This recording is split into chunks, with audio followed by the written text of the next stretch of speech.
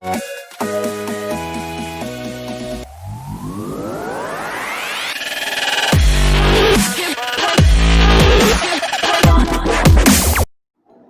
friends, welcome to JR Career Developers. Basic requirements and characteristics of ടീച്ചിങ്ങിനെ കുറിച്ചാണ് ഇന്ന് നമ്മൾ പഠിക്കാൻ പോകുന്നത്.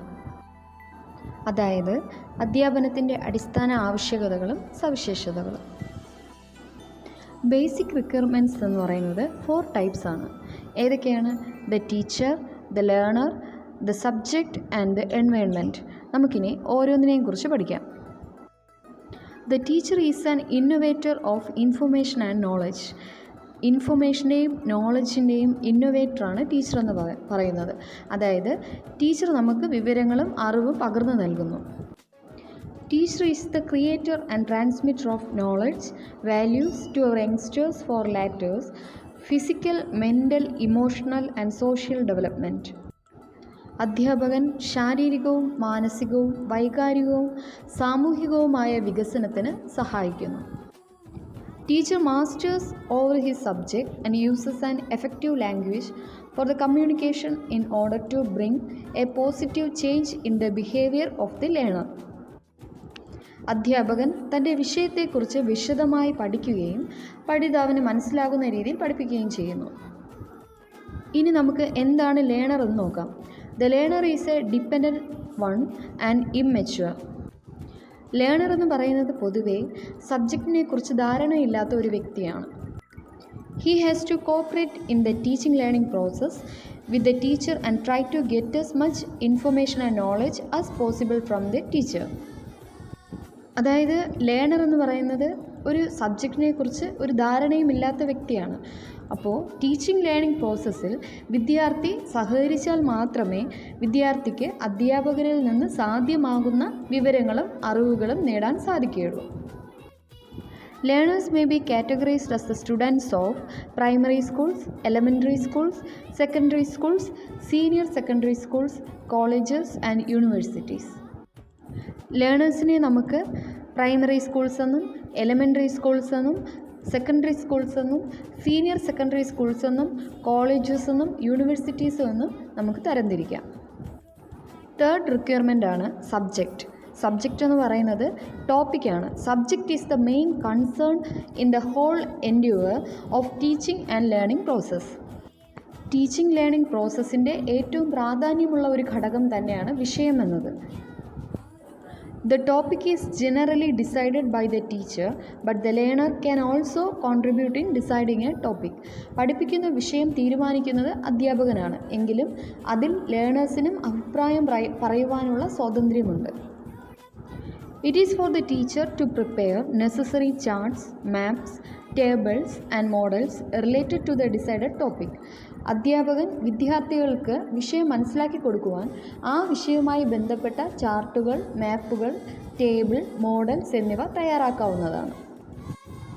Media based technological and scientific aids may also be made available by the teacher to make the teaching more interesting and understandable. കുട്ടികൾക്ക് എളുപ്പത്തിൽ മനസ്സിലാകുവാൻ medias use ചെയ്യാവുന്നതാണ്.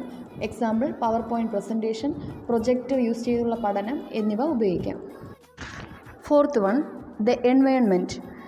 The learners growth and all round development are the main objectives of the teaching. പഠനം കൊണ്ടുള്ള പ്രധാന ലക്ഷ്യം എന്താണ്? പഠിതാവിൻ്റെ വളർച്ചയും സമഗ്ര വികസനവും. This is possible only when there is a suitable environment for the teaching learning process. വിദ്യാർത്ഥികളുടെ വളർച്ച സാധ്യമാകണമെങ്കിൽ അതിന് നല്ലൊരു അന്തരീക്ഷം ആവശ്യമാണ്. അതാണ് എൻവയോൺമെൻറ്റ് എന്ന് പറയുന്നത്.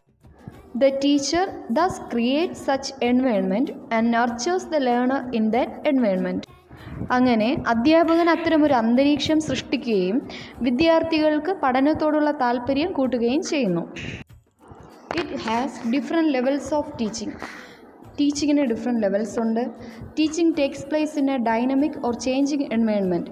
ഡൈനമിക് എൻവയോൺമെൻറ്റ് എന്ന് പറഞ്ഞാൽ എന്താണ്? ടീച്ചിങ് ലേണിംഗ് പ്രോസസ്സിൽ ടീച്ചറും ലേണറും തമ്മിൽ കമ്മ്യൂണിക്കേഷൻ നടക്കുന്നു. ഇതിനെയാണ് ഡൈനമിക് എൻവയോൺമെൻറ്റ് എന്ന് പറയുന്നത്.